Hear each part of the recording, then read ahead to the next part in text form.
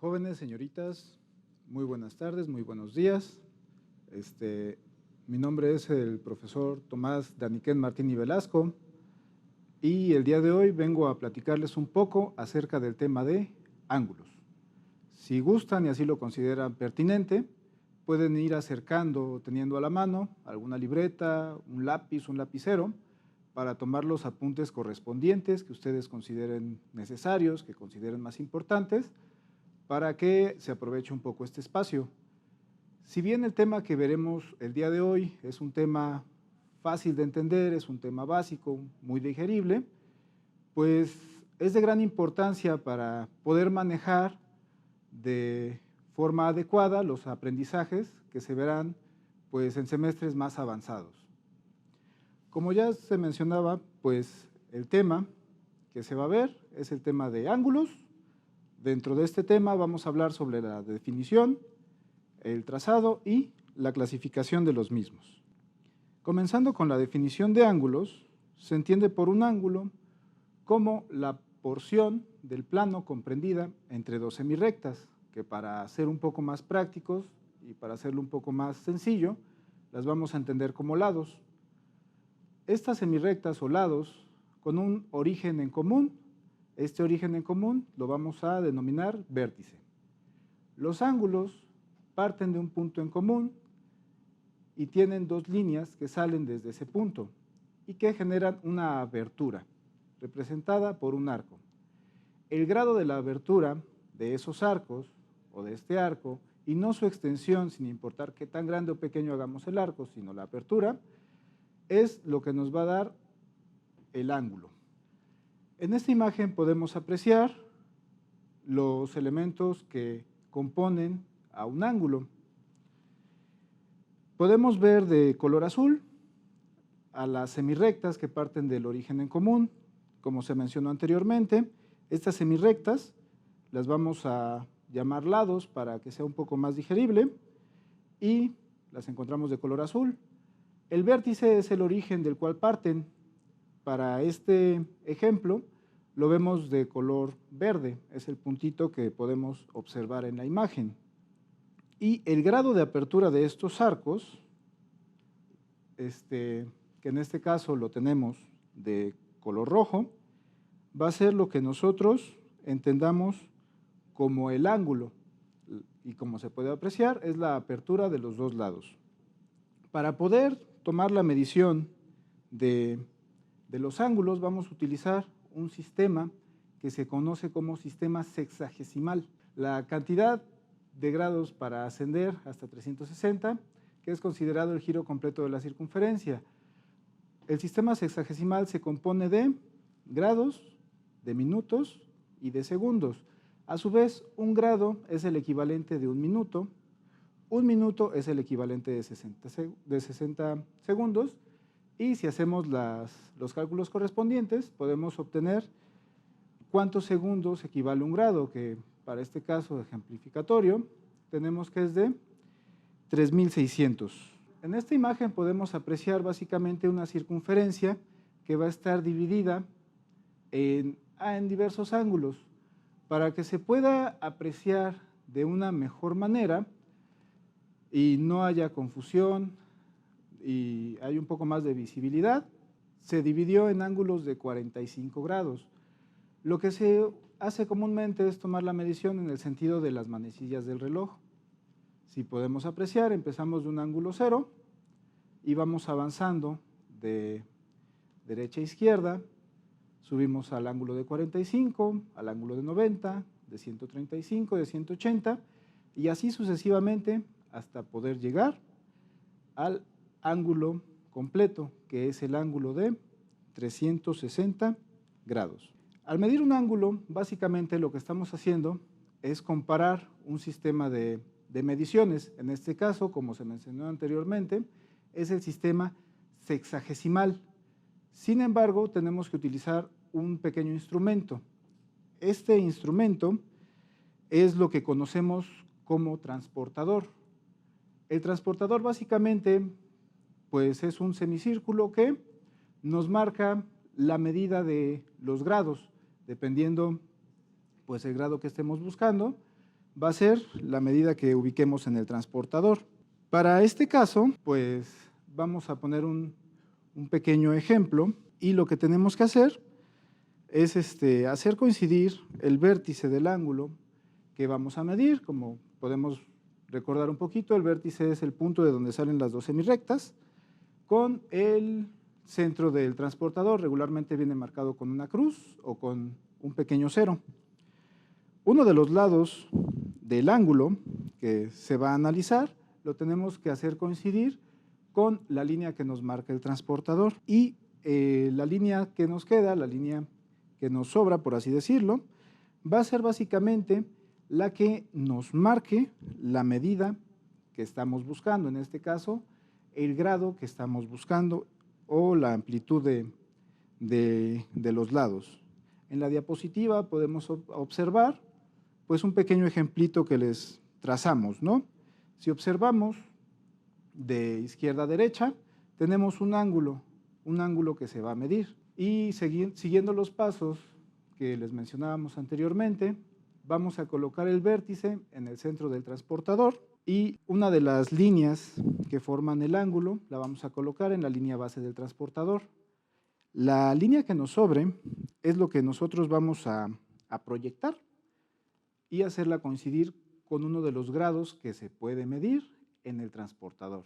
Para este ejemplo en conciso, el ángulo que nos arrojó es de 60 grados. A continuación, pues vamos a darles una breve explicación de los ángulos, de la clasificación de los ángulos que vamos a estar analizando.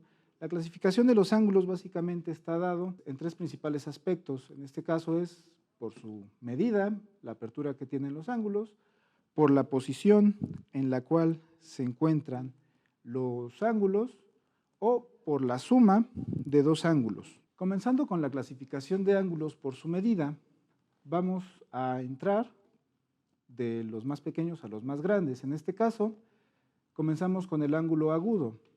El ángulo agudo es aquel ángulo que va desde los 0 grados hasta una medida menor de 90 grados, ya que un ángulo de 90 grados exactos tiene un nombre en específico. En este caso, el ángulo que mide 90 grados se le conoce como ángulo recto, un ángulo que utilizamos muy comúnmente en geometría, debido a los triángulos, rectángulos. Y bueno, continuando con esto, pasamos al ángulo obtuso, que es aquel que va a medir más de 90 grados, pero a su vez tiene un valor menor a los 180 grados. Como en el caso del ángulo agudo, no podemos llegar o considerar un ángulo obtuso con un valor igual a 180 grados, ya que el ángulo obtuso, ya que el ángulo llano, al igual que el ángulo recto, son ángulos que tienen un nombre en específico. En este caso, el ángulo llano es aquel que mide exactamente 180 grados. Continuando con la clasificación de ángulos por su medida, vamos a encontrar al ángulo convexo. El ángulo convexo es aquel ángulo que mide menos de un ángulo llano. ¿Esto qué quiere decir? Que va a medir desde más de 0 grados o desde los 0 grados, pero no puede llegar a los 180 grados, debido a que al momento de que llegamos a los 180 grados tenemos un ángulo llano, y si nos pasamos de esa medida ya tenemos otro tipo de ángulos. Para esta clasificación es lo que se conoce como un ángulo cóncavo. El ángulo cóncavo, como les da una pequeña introducción, es aquel que mide pues más que un ángulo llano, mide más de 180 grados, pero a su vez tiene un límite. El límite que vamos a encontrar dentro del ángulo cóncavo va a ser el ángulo completo, el cual veremos momentáneamente un poco más adelante. Continuando con los ángulos que tienen un nombre en específico, tenemos el ángulo nulo. El ángulo nulo, pues básicamente es el que no tiene una medida angular, no tiene una medida en grados, su valor es 0. Y a su vez tenemos el ángulo completo. El ángulo completo es aquel que le da la vuelta completa a la circunferencia, es el que mide 360. Si bien el ángulo nulo y el ángulo completo son muy similares porque los vamos a reconocer únicamente como una línea, pues la medida es abismal, ¿no? Aquí lo que los vamos a diferenciar uno de otro va a ser básicamente el arco o la apertura que tengan, ¿no? El ángulo nulo no va a mostrar ningún arco, ninguna abertura, y el ángulo completo vamos a encontrar una circunferencia, y así es como los podemos diferenciar. El nulo no tiene una significación y el completo es una circunferencia. Continuando con la clasificación de los ángulos, vamos a encontrar a los ángulos consecutivos y a los ángulos adyacentes, teniendo algunas características cada uno de estos, ya que los ángulos consecutivos son ángulos que tienen el vértice y un lado en común. Sin embargo, una de las limitantes que tiene este tipo de ángulos para ser nombrados consecutivos es que básicamente no pueden medir 180 grados. Si llegamos a esa medida, su nombre va a cambiar. Vamos a tener lo que se conoce como ángulos adyacentes. Los ángulos adyacentes pues cumplen un poco las características de los ángulos consecutivos. ¿Por qué? Porque tienen un vértice y un lado en común.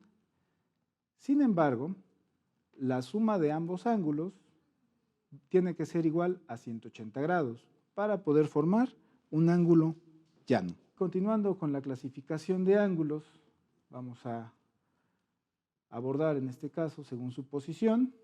Vamos a encontrar a los ángulos que conocemos como ángulos opuestos por el vértice. Como podemos ver, básicamente es una intersección de líneas. Sin embargo, identificamos cada uno de los elementos, identificamos un vértice en común e identificamos los lados que tienen una abertura, la cual nos indican que hay ángulos para analizar. Y aquí podemos tener algunas conclusiones elementales para facilitar el manejo de los mismos. Como por ejemplo, el ángulo 1 y 3 básicamente tienen la misma medida y pues lo podemos justificar diciendo que son ángulos opuestos por el vértice. Un poquito más adelante vamos a ver su comprobación. A su vez, los ángulos 2 y 4 igual tienen una comprobación y miden lo mismo. Se dice que son opuestos por el vértice por esta medida. Y bueno, ¿cómo podemos saber que es el mismo valor? Básicamente porque al momento de sumar los ángulos 1 y 2 o sumar los ángulos 2 y 3 y así sucesivamente, formamos ángulos llanos. Bueno, continuando con la clasificación de ángulos por su suma, tenemos a los ángulos complementarios y a los ángulos suplementarios.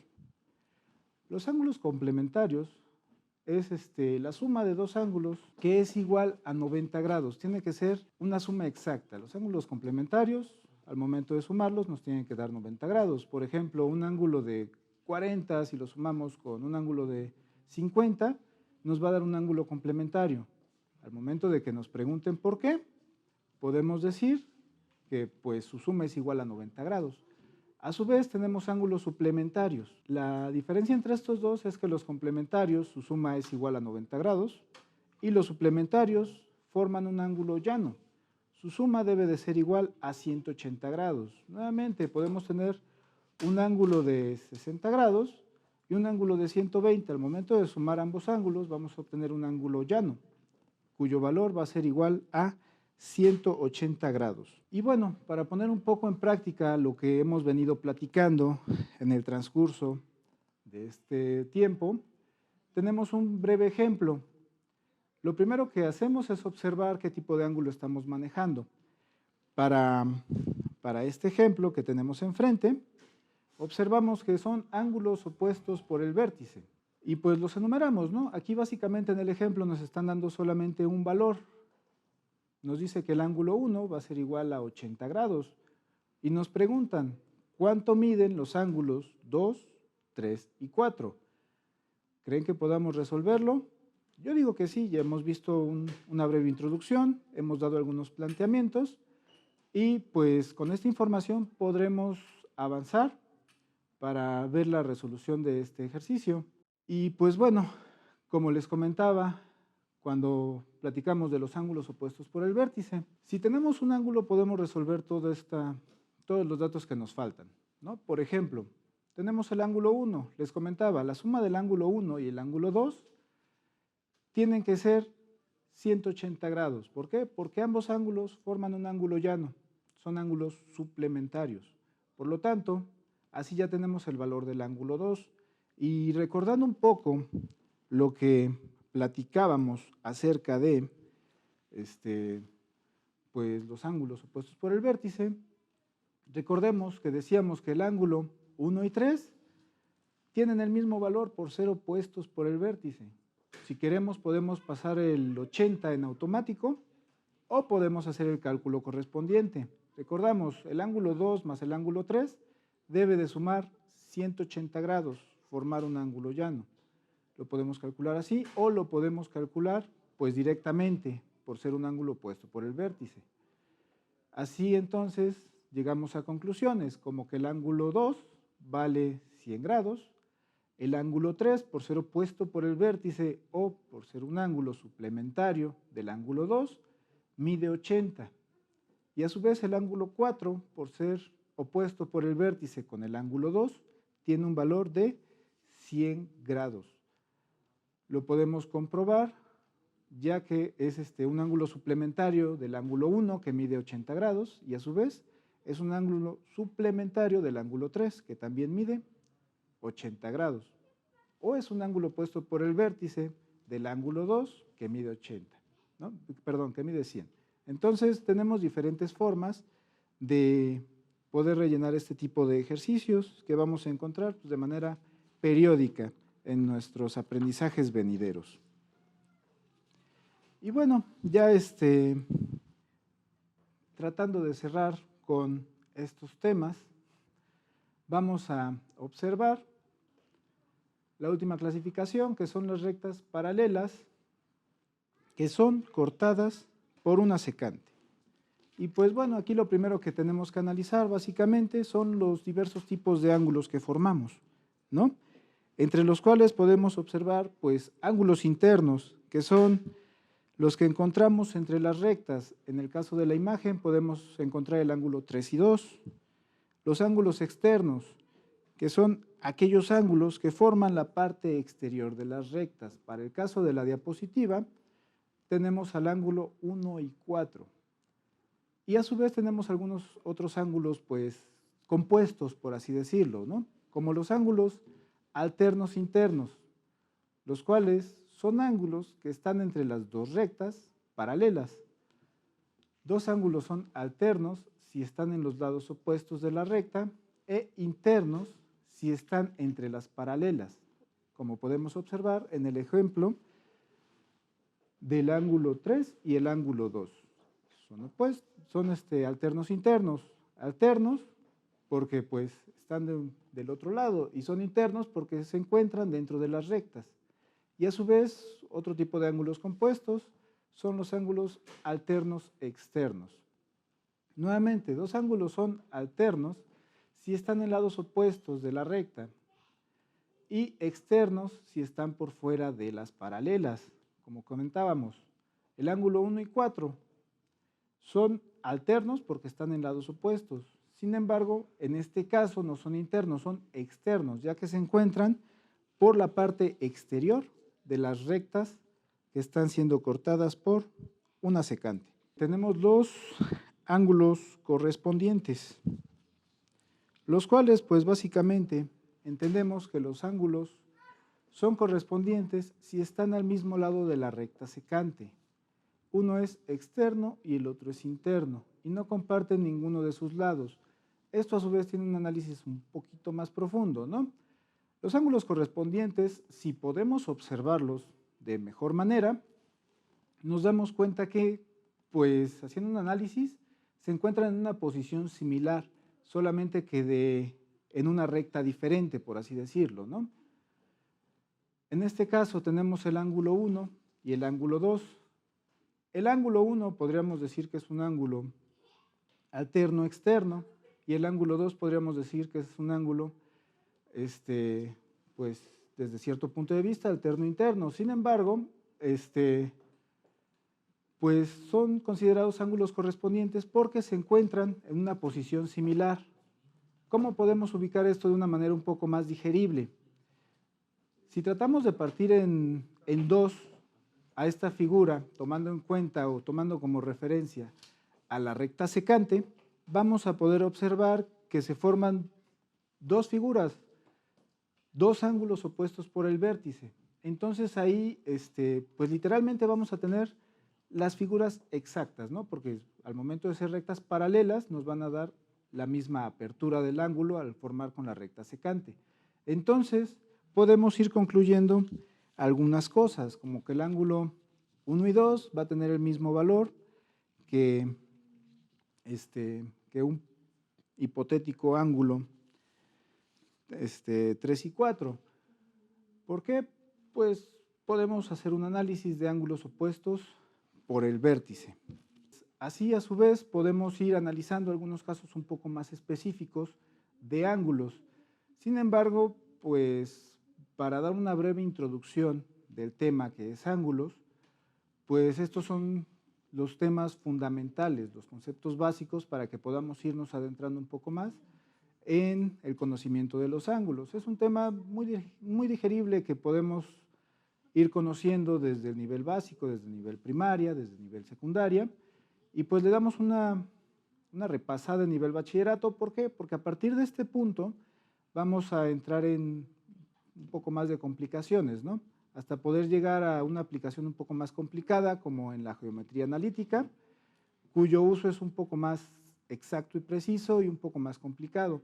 A su vez, los ángulos tienen diversas aplicaciones, como en la química, al momento de ver algunas hibridaciones, o en la física, al momento de analizar algunos ejercicios de fuerza, o al momento de concentrarnos un poco de manera más formal en las leyes de Newton.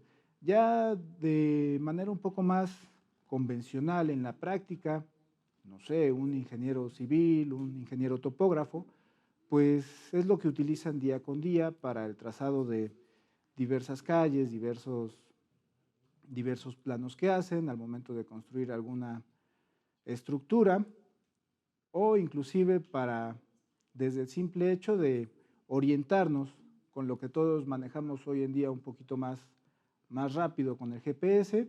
En su principio se utilizaban los ángulos. Y pues bueno, con esto concluiríamos el tema del cual estamos manejando, que es el tema de ángulos. Espero que la información proporcionada haya sido pues información práctica, información fácil, información que les haya sido de utilidad. Les recuerdo mi nombre, es Tomás Daniquén Martini Velasco, soy docente de un bachillerato y pues que tengan mucha suerte en su fin de ciclo escolar, jóvenes, mucho éxito y nos vemos hasta la próxima.